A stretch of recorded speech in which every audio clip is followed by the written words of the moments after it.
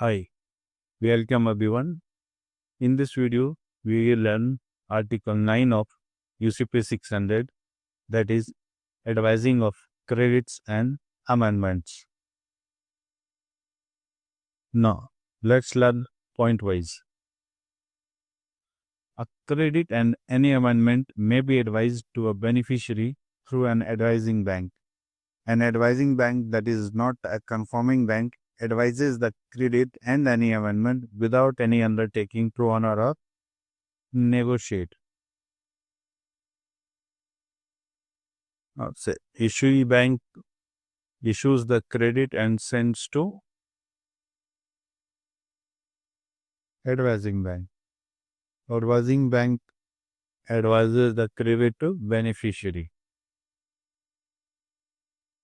Now, let's say advising bank has not added its confirmation to the credit. In that case, beneficiary cannot compel the advising bank that we are presenting documents to you, you must honor or negotiate. Beneficiary can ask advising bank to honor or negotiate until unless they are agreed to honor or negotiate, or when they have added the confirmation, then in that case advising bank will also act as confirming bank and will be obliged to honor or negotiate.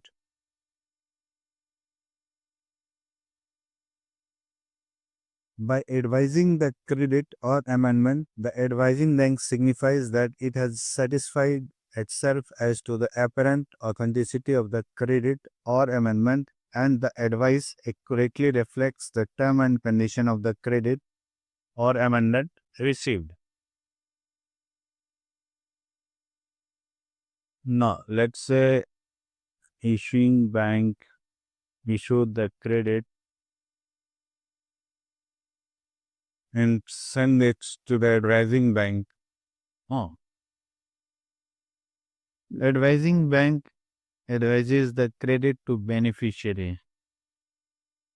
It is the duty of advising bank that before advising the credit to beneficiary, it must satisfy upon apparent authenticity of the credit and advise the credit to beneficiary by including all the term and condition of the credit. Let's say credit received consists of 4 pages. So, advising bank before advising to beneficiary must check that its advice consists all the 4 pages which they have received from the issuing banks. No term and condition should be missed while advising the credit to the beneficiary.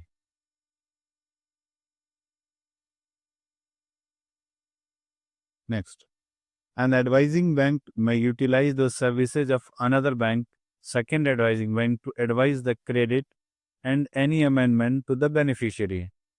By advising the credit or amendment, the second bank signifies that it has satisfied itself as to the apparent authenticity of the advice it has received, and the advice accurately reflects the term and condition of the credit or amendment received.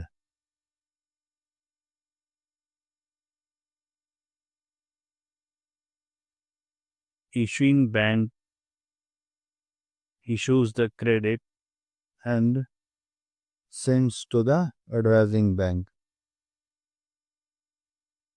Issuing bank has not direct relation with the beneficiary bank, so they have used their correspondent to advise the credit. Now, the first advising bank received the credit from issuing bank, then it sends to the beneficiary bank, but its second advising bank for further advising to beneficiary. Now, in this case, what is the role of second advising bank? Advising bank must satisfy upon the apparent authenticity of the advice that which they have received from the first advising bank. They will not check the apparent authenticity of the credit because they have not the direct relation with issuing banks.